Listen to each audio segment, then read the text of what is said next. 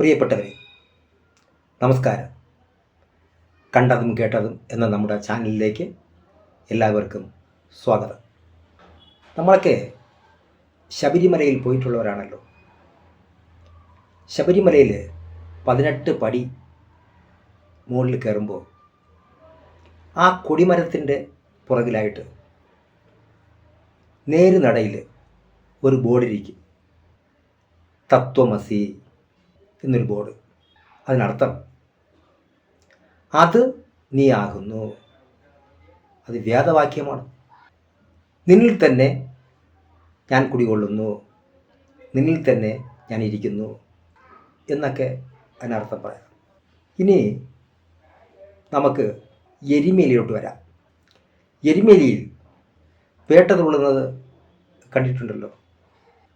സ്വാമി തിന്തകത്വവും അയ്യപ്പ തിന്തകത്വവും. ഈ തിന്തകത്വം എന്ന വാക്ക് പല സാഹിത്യകാരന്മാരോടും ഞാൻ ചോദിച്ചിട്ടുണ്ട്. ആ തിന്തകത്വം എന്ന് പറഞ്ഞാൽ എന്താണ്? അവർ പറഞ്ഞ് അങ്ങനെ ഒരു ഇതില്ല, മലയാള നിഘണ്ടുവിലേ ഇല്ല എന്ന് പറഞ്ഞു. ചില 18 മല പോയ സ്വാമിമാരൊക്കെ ഉണ്ട്, തെങ്ങും പിള്ളയൊക്കെ നട്ടവരാണ്, തെങ്ങ് നട്ടവർ. അവരുടെ അടുത്ത് ചോദിച്ചു, സ്വാമി ഈ എന്താണ് ഈ തിന്തകത്വം? അപ്പോൾ അവർ പറഞ്ഞത്, എല്ലാവരും പറയുന്നു, ഞാനും അങ്ങനെ പറഞ്ഞുകൊണ്ട് പോകുന്നു, തിന്തകത്വം എന്താണെന്ന് ഒരു പിടിയില്ല. ഡാൻസ് പഠിപ്പിക്കുന്ന സാറിൻ്റെ അടുത്ത് ചോദിച്ചു, സാർ ഈ തിന്തകത്വം എന്ന് പറഞ്ഞാൽ എന്താണ്? അദ്ദേഹം പറഞ്ഞു, തിന്തകത്വം എന്നുള്ള ഇത് നമ്മുടെ ഡാൻസിൽ ഇല്ല, തത്തിത്തെരികിടതവും ഇതൊക്കെ ഉണ്ട്, ഈ തിന്തകത്വം ഇല്ല എന്ന് പറഞ്ഞു. പാട്ടുകാരുടെ അടുത്ത് ചോദിച്ചു, ഈ തിന്തകത്വം എന്ന് പറഞ്ഞ് ഇങ്ങനെ ജതി ഉണ്ടോ? അപ്പോഴവരും പറഞ്ഞത്, തിന്തകത്വം എന്താണെന്ന് അറിഞ്ഞൂടാ. സത്യത്തിൽ പണ്ടത്തെ കാലത്ത് നേരത്തെ പറഞ്ഞല്ലോ, അത് നിന്നിലാണ്.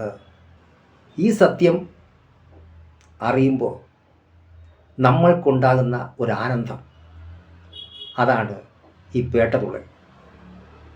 പഴയ ആൾക്കാരൊക്കെ സ്വാമി എൻ്റെ കത്വവും അയ്യപ്പൻ നിൻ്റെ കത്വവും ഇങ്ങനെയാണ് അന്നത്തെ കാലത്ത് പേട്ട തുള്ളിയിരുന്നത്. കാലം മാറി, ജനസംഖ്യ കൂടി, ആൾക്കാരുടെ തിരക്ക് കൂടി. അപ്പോൾ ഈ പേട്ട തുള്ളുന്ന സമയത്ത് തമിഴ്നാട്ടുകാരും ആന്ധ്രക്കാരും ലോകത്തുള്ള എല്ലാവരും ഉണ്ട്. തമിഴിൽ നിൻ്റെ കത്ത് ഓം എന്ന് പറഞ്ഞാൽ ഉന്നുடைய ഉള്ളിൽ ഓം, ഉന്നുடைய ഉള്ളേ ഓം, ഇങ്ങനെ വരുള്ളൂ. സ്വാമി നിൻ്റെ ഉള്ളിൽ പ്രണവസ്വരൂപനായി ഓങ്കാരനാഥമായിരിക്കുന്നു എന്നാണ് അതിൻ്റെ അർത്ഥം. അപ്പോൾ ഇവിടെ സ്വാമി തിന്തകത്വവും, അപ്പോൾ അതൊരു ഡാൻസും ആ കളിയും ഏറ്റൊക്കെ പോകുമ്പോൾ ഈ പുറകെ നിന്ന് വന്ന തമിഴർക്കോ അല്ലെങ്കിൽ തെലുങ്കർക്കോ എന്താണെന്ന് മനസ്സിലായില്ല. ഈ എൻ്റെ കത്വവും എന്ന് പറഞ്ഞത് അവർ തിന്തകത്വവും എന്ന് വിളിച്ചു തുടങ്ങി. അതിൻ്റെ പുറകെ നിന്ന് നമ്മുടെ മലയാളികളും വന്നു, അവരും പിന്നെ തിന്തകത്വമാക്കി. ഒരർത്ഥവുമില്ലാത്ത, ഒരു വേദാന്തവും അതിൽ രഹസ്യങ്ങളൊന്നുമില്ലാത്ത ഒരു വാക്കിനെ നമ്മളിപ്പോഴും ചുമന്ന് നടക്കുകയാണ്. എല്ലാ പേരും, വിദ്യാഭ്യാസമുള്ളവരും ഇല്ലാത്തവരും എല്ലാം ഈ തിന്തകത്വവും എന്ന് പാടി നടക്കുകയാണ്. ഇതിന് കുറേ കാലം കഴിയുമ്പോൾ നമ്മുടെ തലമുറ ചോദിക്കും, ഈ തിന്തകത്വം എന്ന് പറഞ്ഞാൽ എന്താണെന്ന്.